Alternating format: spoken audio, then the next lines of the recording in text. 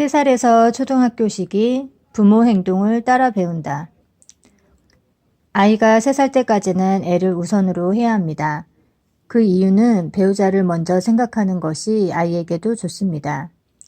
어떤 일이 있어도 남편은 아내를, 아내는 남편을 우선으로 하고 아이는 2차적으로 생각하는 것이 좋아요.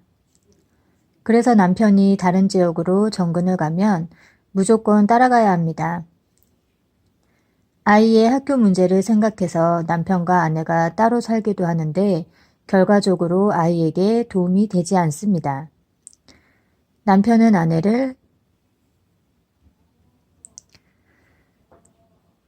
아내는 남편을 중심에 놓고 세상을 살면 아이는 전학을 10번 가도 아무런 문제 없이 잘 큽니다. 그런데 가정에서 애를 중심에 놓고 오냐오냐 하면서 부부가 헤어지고 갈라지면 애한테 아무리 잘해줘도 결국 아이는 망가집니다. 아이는 다른 것보다 가정이 화목한가 아닌가에 가장 큰 영향을 받기 때문이에요. 아이에게 아무리 좋은 것을 해주어도 부모가 화목한 것에는 미치지 못합니다. 부모가 사이가 좋으면 아이는 마음이 편해져서 세상에 나가 무엇이든 할 수 있는 힘을 얻습니다. 가정을 평안하게 만든 다음에는 우리가 사는 세상에도 시선을 돌려야 합니다. 자기 자식만 귀엽게 생각하지 말고 이웃집 아이도 귀엽게 생각하고 내 부모만 좋게 생각하지 말고 이웃집 노인도 좋게 생각하는 마음을 내야 합니다. 그러면 내 삶이 여유로워지고 자식이 좋은 점을 본받습니다. 부모에게 불효하고 자기 자식에게만 정성을 쏟으면 반드시 자식이 어긋나고 불효합니다. 내가 부모를 먼저 생각하면 매를 들고 자식을 가르칠 필요 없이 자식이 저절로 따라 배워요. 우리 아이가 공손하기를 원하면 아내가 남편한테 공손하면 됩니다. 이것은 남녀 문제가 아니에요. 남녀로서는 부부지간에 평등하지만 자녀를 키우는 엄마로서는 행동을 조심해야 합니다. 엄마는 자녀의 모델이기 때문이에요. 엄마가 밥을 먹으면 따라 밥 먹고, 욕하면 따라 욕하고, 성질내면 따라 성질내고, 미워하면 따라 미워합니다. 나는 하면서 너는 본받지 마라. 이게 안 되는 거예요. 애들 보는 앞에서는 찬물도 함부로 못 마신다는 옛말도 있잖아요. 이 시기에 아이는 엄마에게 가장 큰 영향을 받고 그대로 따라 배운다는 사실을 명심해야 합니다. 마치 유전인자처럼 엄마의 심성이 그대로 전이가 돼요.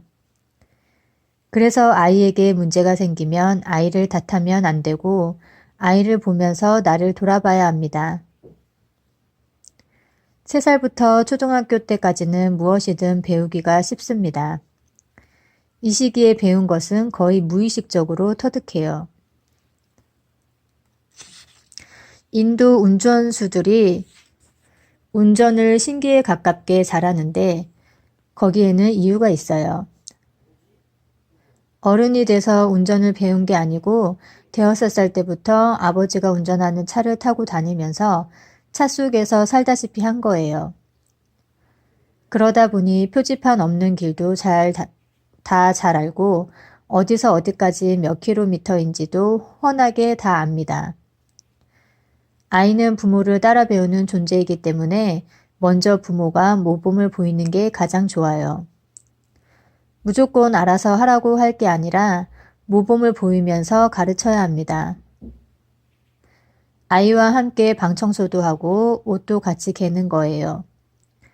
못을 칠 일이 있으면 모통을 들게 하고 청소할 일이 있으면 걸레지고 따라다니게 하는 게 배움이에요.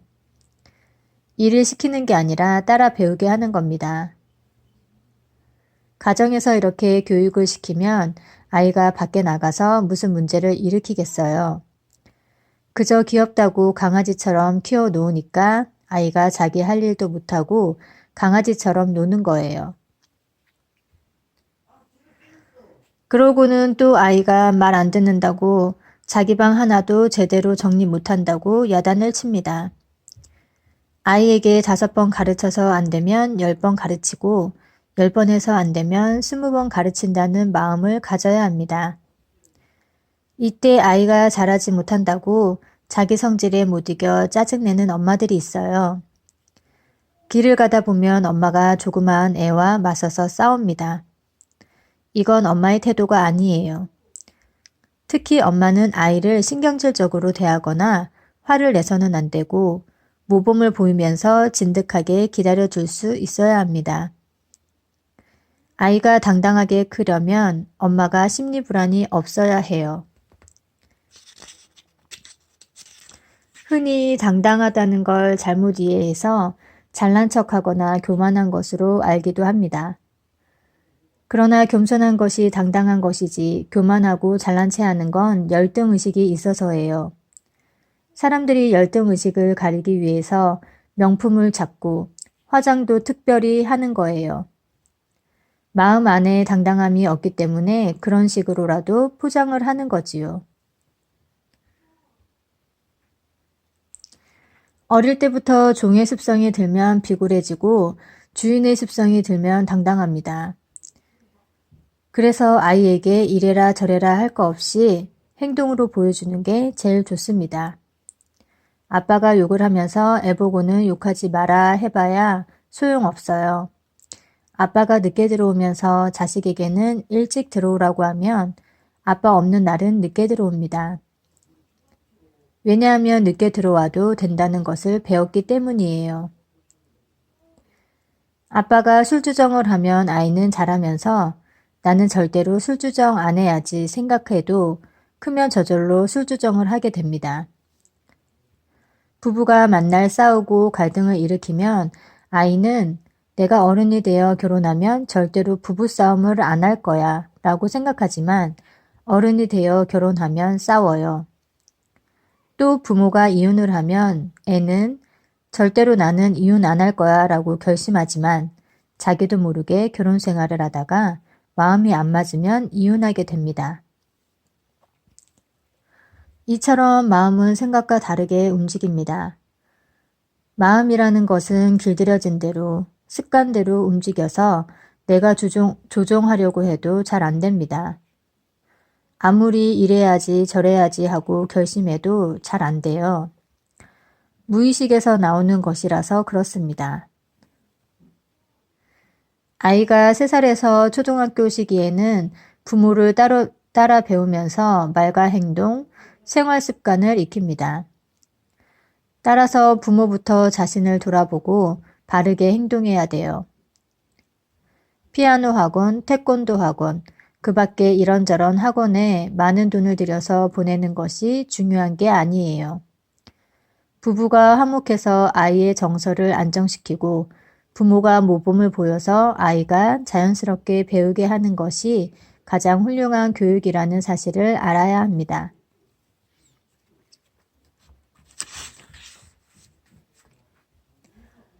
사춘기 지켜봐주는 사랑. 옛날에 가난한 부모들은 아이가 어릴 땐 제대로 보살펴주지 못해서 건강하지 못하거나 배울 기회를 주지 못한 것이 흠이었습니다. 그런데 요즘 부모들은 아주 잘 먹여서 아이들의 영양 상태가 좋고 공부도 많이 시켜서 아이들이 아주 똑똑해요. 그러나 문제는 아이가 사춘기가 되고 대학에 들어가서도 어린애 짓을 한다는 거예요. 이것은 부모가 아이의 자립 기회를 막고 아이 대신 다 해준 데서 비롯된 것입니다. 부모는 사랑을 준다고 한 것인데 그게 오히려 아이를 망친 거예요. 아이를 나쁘게 키우려고 그런 게 아니라 아이의 성질을 몰라서 어떻게 사랑해야 하는지를 모른 데서 비롯된 거예요. 사춘기 아이들은 특징이 있습니다. 어릴 때와 달리 감정과 생각이 자아를 중심으로 다양하게 일어납니다. 인생을 회의적으로 생각하기도 하고 공부를 하다가 안 하기도 하고 또 죽고 싶다는 생각도 하고 슬퍼하기도 하고 이성에 대해서 눈뜨기도 합니다. 이 시기의 가장 큰 특징은 무엇이든 자기가 직접 해보려고 한다는 거예요.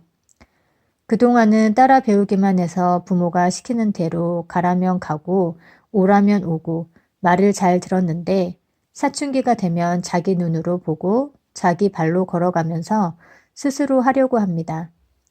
주체의식이 생기는 거예요. 부모가 볼 때는 아이가 갑자기 말 안 듣고 반항하는 것처럼 느낄 수도 있습니다. 전에는 이거 뜨겁다 만지지 마라 하면 안 만졌는데 이제는 부모가 뜨겁다 만지지 마라 해도 아이는 손으로 살짝 만져봅니다.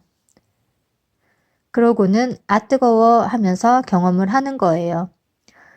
전에는 뜨거운지 안 뜨거운지 확신을 못했는데 이제는 손을 대보면서 아 저것은 뜨거운 거구나 하고 자기 것으로 만듭니다. 단순히 부모의 말을 듣거나 책을 보고 배우는 게 아니라 자기가 중심이 돼서 연구도 하고 경험도 하면서 알아가는 거예요. 또한 이성 친구를 사귀어서 헤어지기도 하고 가슴앓이도 하면서 인간관계를 경험해 갑니다. 이럴 때 부모가 해줄 수 있는 것은 지켜봐 주는 겁니다. 넘어지고 자빠질 때마다 일으켜 세워주는 게 아니라 옆에서 지켜봐 주는 거예요. 이 시기는 시행착오를 거듭해서 실패의 경험을 통해 자아가 성숙해지는 때이니까 안타까워도 기다려줘야 합니다. 지켜봐 주는 것이 마치 부모 노릇을 안 하는 것처럼 생각되어 마음이 불안할 수도 있고 마음도 아플 거예요. 하지만 자식을 위해서 인내해야 합니다. 이때 지켜봐 주지 않고 간섭하면 아이는 결코 홀로 서지 못합니다.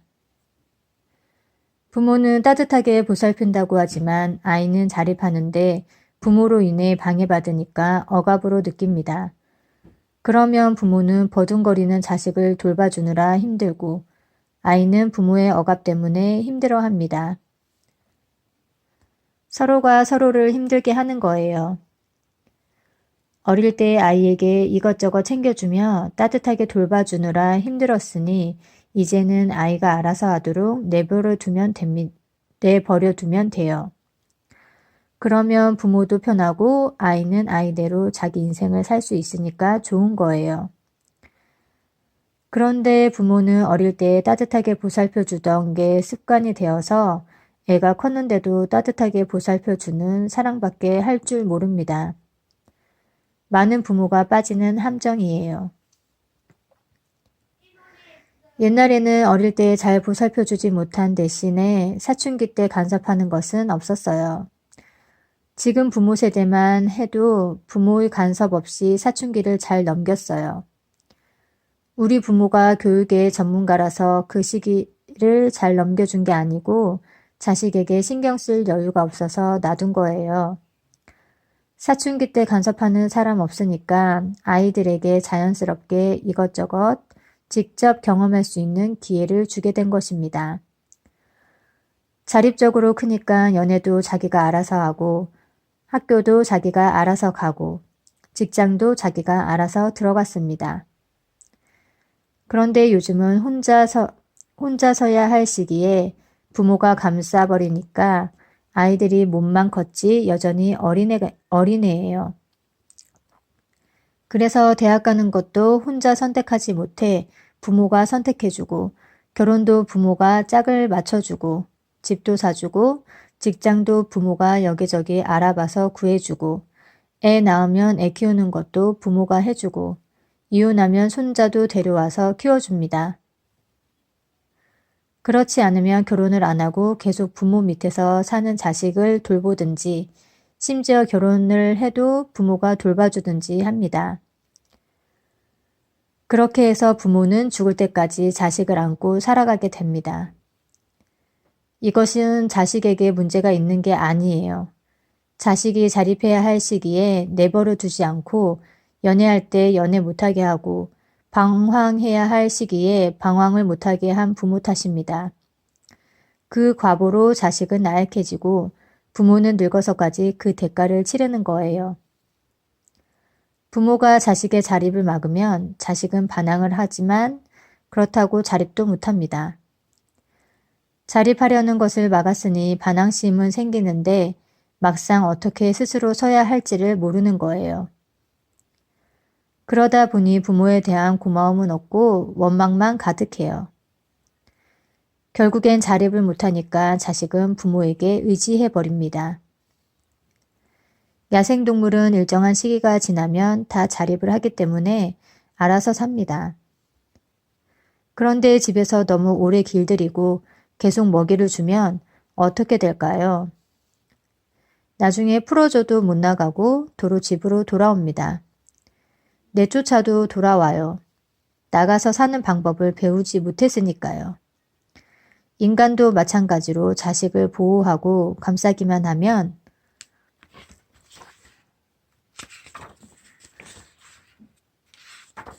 죽을 때까지 자식의 짐을 지고 가야 합니다. 따라서 어릴 때 자식이 자기 생각이나 주체의식도 없이 부모 말을 잘 듣는 것이 반드시 좋은 게 아닙니다. 그걸 알아야 해요. 중학생 정도 나이가 되면 인격적으로 존중하면서 대화를 하는 것이 좋습니다. 대화를 설득의 수단으로 삼거나 부모의 말을 강압적으로 따르게 하는 게 아니라 그냥 얘기를 한번 해보는 거예요. 공부하기 싫어? 네. 엄마 아빠도 그때는 공부하기 싫었지. 진짜요? 그럼 사실 이해가 되잖아요. 시험을 치르기 위해 시험을 치르기 위해 공부하는 게 좋을 게 뭐가 있겠어요. 그러니까 아이를 이해하면서 자신의 옛 시절도 돌아보면서 대화를 하는 게 좋아요. 그래도 대학은 가고 싶어? 가기 싫어요. 그러면 뭐 하고 싶어? 아이가 하고 싶은 게 있으면 바로 진로를 열어주면 됩니다.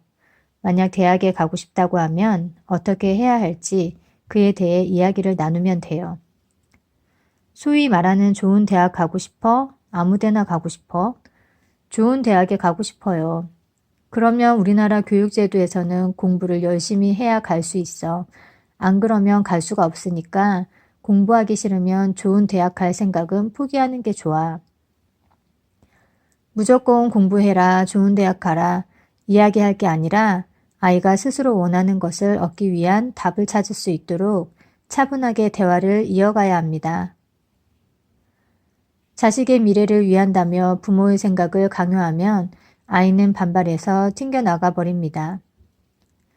아이가 성장할수록 스스로 알아서 살도록 하는 게 중요합니다. 부모는 다만 지켜보면서 조언을 해줄 수 있을 뿐이에요. 자식이 다 컸는데도 사랑이란 이름으로 아이 맘대로 하지 못하게 하고 누르는 것은 집착이에요. 어려서 돌봐줘야 할 때 돌보지 않으면 그것이 병이 되고 다 큰 후에 자꾸 간섭을 하면 억압 심리가 생겨 저항을 하게 됩니다. 그러니까 중고등학교 시절에는 조금 힘들더라도 가능하면 자녀가 스스로 경험할 수 있도록 지켜봐 주는 게 진정한 부모의 역할이에요. 어떤 일이든 지켜보다가 3번, 4번 문제가 반복되면 그때 주의를 주는 게 좋습니다. 아이가 시행착오, 즉 실패한 경험을 갖게 하고 그 과정에서 뭔가 자각할 수 있도록 기회를 주는 게 중요해요.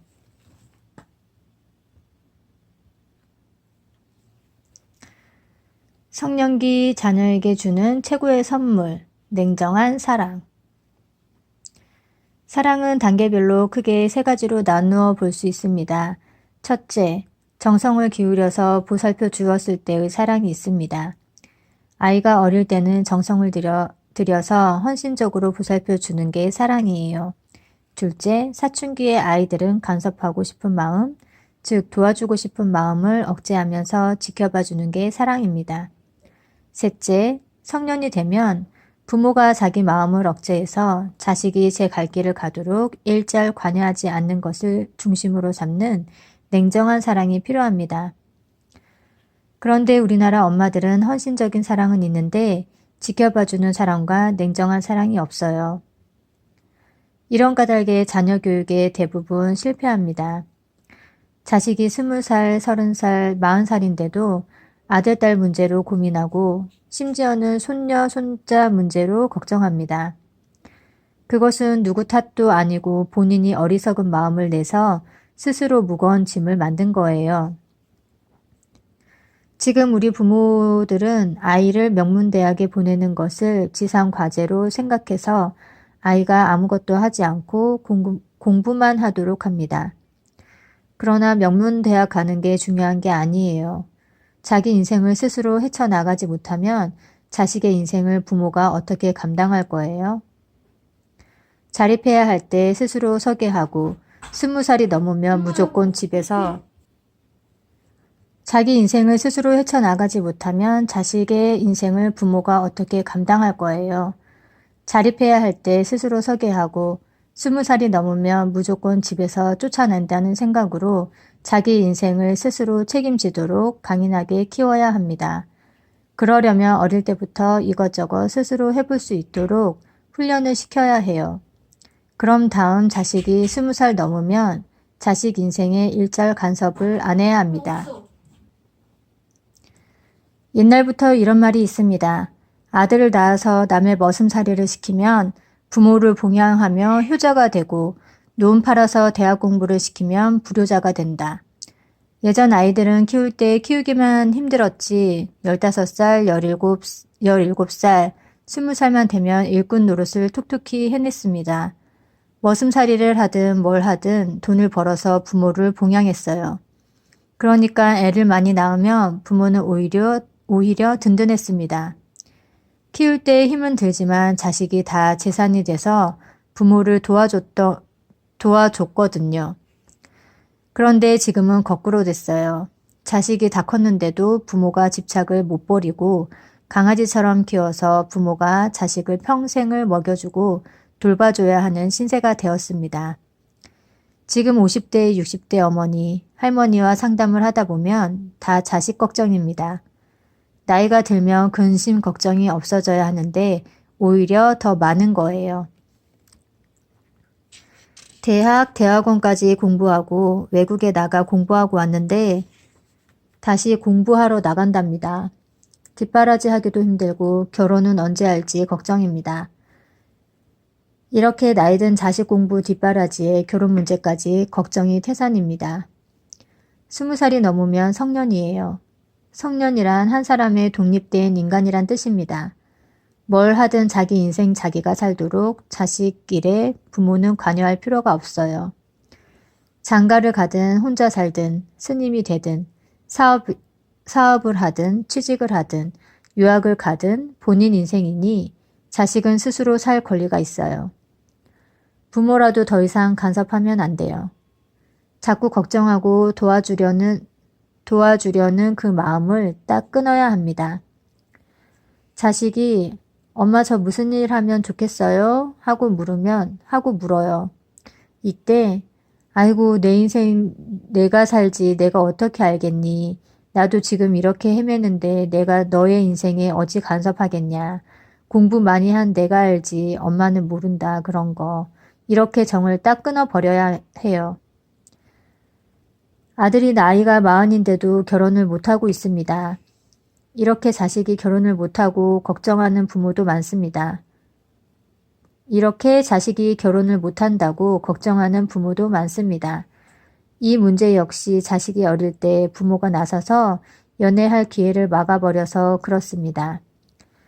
사춘기 때 이성도 사귀어 보고 실패도 하고 가슴앓이도 해야 연애도 할 줄 알게 됩니다.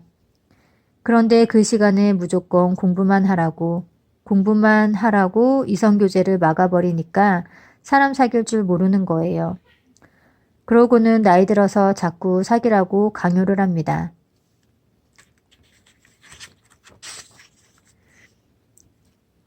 자식이 연애할 줄을 모르니까 결국 짝 맞춰 결혼시키는 것도 부모의 책임으로 돌아와요. 중고등학교 때 이성 친구를 사귀어 보면 나중에도 자기가 알아서 결혼 상대를 맞춰오니까 부모는 허락만 해주면 됩니다. 부모가 찾으러 다닐 필요가 없어요. 결국 자신의 결혼을 책임져야 하는 무거운 짐도 다 부모가 지은 거예요. 자식의 입장에서 자립할 시기에 부모가 자립을 막았기 자립을 막았기 때문에 죽을 때까지 부모가 책임져라 하는 심리가 있어요. 그래서 부모가 아무리 도와줘도 고마움이 없고 원망만 있습니다. 이것은 자식과 부모 모두에게 불행한 일이에요. 이런 일을 자업자득이라고 합니다. 부모 입장에서는 자식 잘 되라고 그리 했는데 결과가 기대하던 게 아니라서 억울하겠지만 다른 누구도 아닌 본인의 탓이라는 걸 알아야 해요. 나이 들어도 결혼 안 하는 아들을 장가 보내는 것은 간단합니다. 집에서 내보내면 돼요. 엄마가 밥 해주고 빨래 해주고 뒤치다거리 다 해주니까 아쉬운 게 없어요. 성적인 문제 빼고는 엄마가 다 해주니까 장가갈 필요성을 별로 못 느끼는 겁니다. 현실적으로 얘기하면 무조건 쫓아내는 게 제일이에요. 쫓아낸 후에도 밥을 사 먹던지 이불 빨래를 못해서 지저분하다든지 해도 절대로 도와주면 안 돼요. 그러다 보면 결혼에 대한 필요성을 절실히 느끼게 되고 눈도 조금 낮아집니다. 지금은 엄마가 다 해주고 특별히 아쉬운 게 없으니까 웬만한 여자는 눈에 안 들어오는 거예요. 이런 자식들을 바로 캥거루족이라고 하는데 이것은 다름 아닌 엄마들의 자식에 대한 집착 때문에 생기는 문제예요. 엄마가 세상 떠나면 금방 장가갑니다. 딸도 20살 넘으면 무조건 집에서 쫓아내는 게 제일이에요. 가능하면 돈은 안 주는 것이 좋고 돈을 주더라도 최소한의 액수만, 그것도 빌려줘야 자립심이 생깁니다. 그렇게 자생력을 키워주는 것이 부모가 자식에게 해줄 수 있는 최고의 선물이에요. 그런데 정신적인 유산은 주지 못하고 물질적인 재산만 물려주는 탓에 오히려 자식을 망치는 경우가 많습니다. 직장을 다니다 말다 하면서 힘들어하기에 집으로 들어오라고 했더니 그 후로 카드 독촉장이 날아오기 시작했습니다.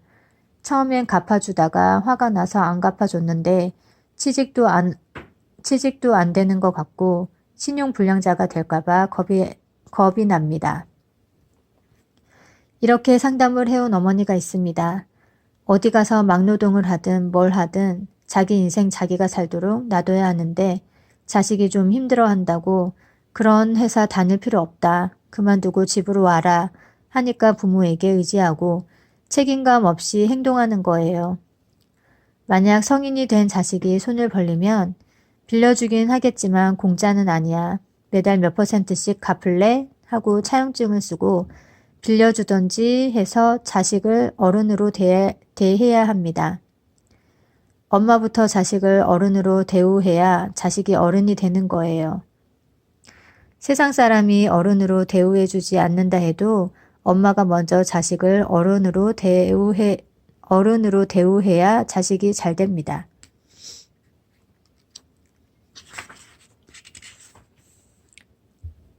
자식이 알아서 하도록 내버려 두면 걱정할 게 전혀 없어요.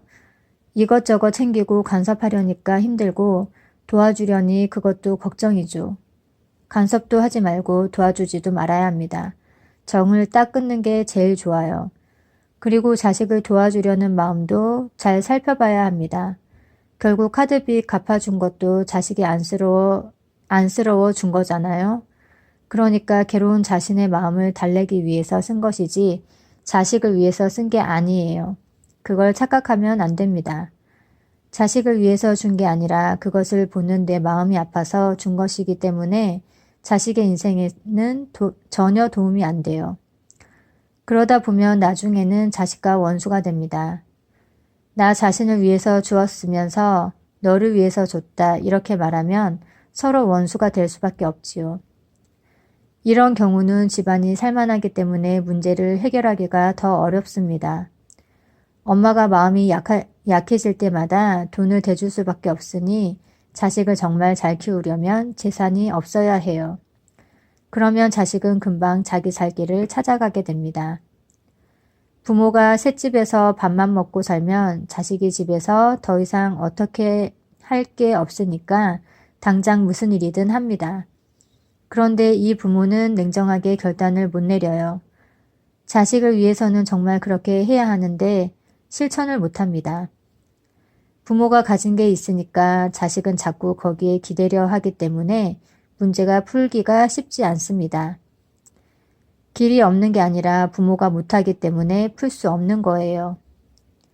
지금 자식에게 돈을 더 이상 주지 않고 딱 끊는다 해도 자식이 죽는다 하면 또 줄 수밖에 없잖아요.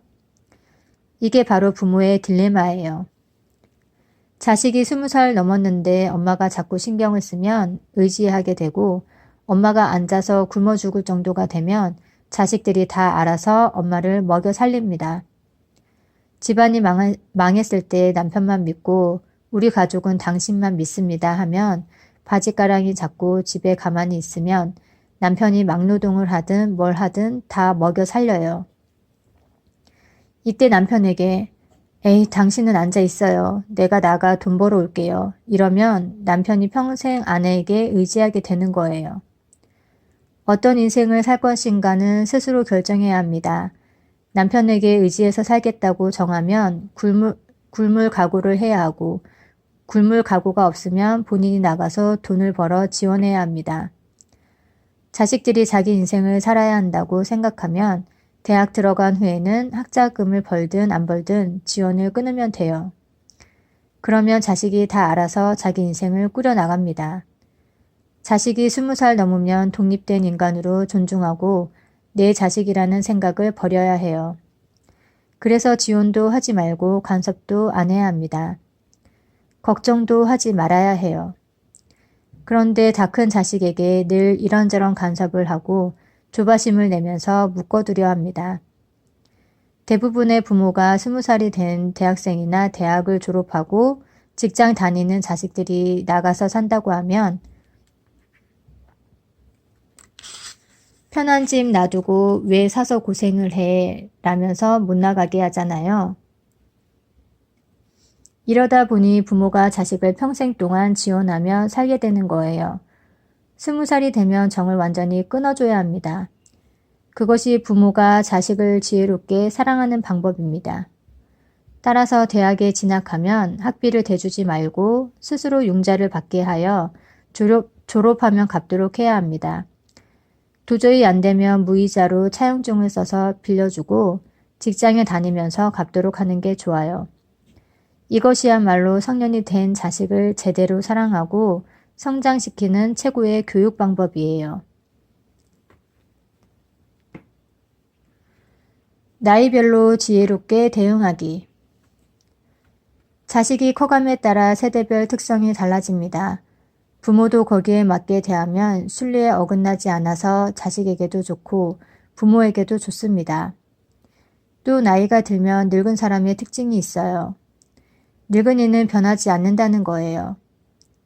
몸도 이미 굳어서 유연하지 않고 거동도 불편하지만 특히 마음이나 정신이 굳어서 더 이상 바뀌지를 않아요. 친정 부모든 시부모든 노인을 모시고 살다 보면 갈등이 생기는데 이때도 노인의 특성을 알면 크게 충돌하지 않으시면 나름대로 자기 견해를 말합니다. 이래라 저래라 하죠. 그런데 자식 입장에서는 똑같은 얘기를 계속한다고 생각합니다. 그래서 부모가 하는 얘기를 다 잔소리로 받아들여요. 그러나 부모는 잔소리를 하는 게 아니에요. 생각이 바뀌지 않아서 똑같은 얘기를 계속하는 것일 뿐입니다. 자식이 아무리 부모에게 얘기해도 부모가 변할 가능성은 거의 없습니다. 그런데도 부모의 말이나 행동을 못마땅하게 여겨 어머니 그러면 안 돼요. 아버지 그러면 안 돼요. 이래야 해요. 저래야 해요. 이렇게 얘기합니다. 부모의 말이 듣기 싫고 그것 때문에 괴로우니까 부모가 바뀌었으면 좋겠다는 생각으로 자꾸 이야기를 하는 거지요. 그런데 부모는 안 바뀌는 존재예요. 안 바뀌는 존재인데 자꾸 바뀌기를 바라니까 결국 자기만 괴로워져요. 그래서 부모와의 사이에서 갈등만 깊어집니다. 그러면 부모는 어떻게 대해야 갈등이 없을까요? 항상 맞춰주는 거예요. 어머니가 뭐라고 해도 네 알았습니다. 그렇게 하겠습니다. 이렇게 맞추는 겁니다. 아버지가 뭐라 해도 맞추는 거예요. 그러면 이렇게 반발하는 사람이 있습니다. 틀린 얘기를 하는데 어떻게 맞춥니까? 그러나 사실은 틀리고 옳은 게 없습니다. 옳으니 그르니 하는 것은 다 내 마음이 짓는 것이지 본래 옳은 것도 그른 것도 없어요. 부엌에 가면 며느리 말이 옳고 안방에 가면 시어머니 말이 옳다는 말이 있습니다. 옳다 그르다 하는 것은 각자의 견해일 뿐이에요. 교회에 가면 교회 얘기가 옳고 절에 가면 절 얘기가 옳고 일본에 가면 일본 사람 말이 옳고 한국에 가면 한국 사람 말이 옳은 거예요. 남북한 관계에서도 북한 쪽에 가서 보면 남쪽이 문제이고 남한에서 얘기하는 거 보면 북한이 참 문제예요. 전라도에 가서 물어보면 경상도가 문제인데 경상도에 가서 물어보면 전라도가 문제예요. 아내의 얘기를 들어보면 다 남편이 문제고 남편에게 물어보면 다 아내가 문제예요. 부모에게 물어보면 자식이 문제라는데 자식에게 물어보면 다 부모가 문제라고 합니다. 견해라는 것이 다 자기 입장에서 갖는 생각이기 때문에 서로 다를 수 있다는 걸 알아야 해요. 특히 늙은 부모의 생각은 자식이 바꿀 수 없다는 사실을 알면 됩니다. 그런데 이걸 모르고 자꾸 바꾸려고 시도하다가 뜻대로 안 되니까 화를 내고 짜증을 냅니다. 결국 문제는 해결되지 않고 부모도 자식도 괴로워져요. 시기별로 세대별로 인간의 특징이 있으니 그것을 알고 맞춰 대응하면 갈등이 줄어들어요. 어린아이는 따라 배우기 때문에 자꾸 말로 가르치려 들지 말고 모범을 보이면 됩니다. 부모는 안 변하는 존재이기 때문에 내 생각을 고집하지 말고 그분 생각대로 맞춰주면 돼요. 노인은 어머니든 아버지든 할아버지든 할머니든 다 노인의 특징을 가지고 있어요. 신부님이든 스님이든 목사님이든 정치인이든 다 다르지 않아요. 자식이 부모를 아랫사람이 윗사람을 자꾸 이래라 저래라 고치려고 하면 본인만 괴로워집니다. 내 뱃속에서 낳은 애도 내 말을 안 듣는데 나를 낳아서 나를 어린애 취급하는 부모가 자식 말을 듣겠어요?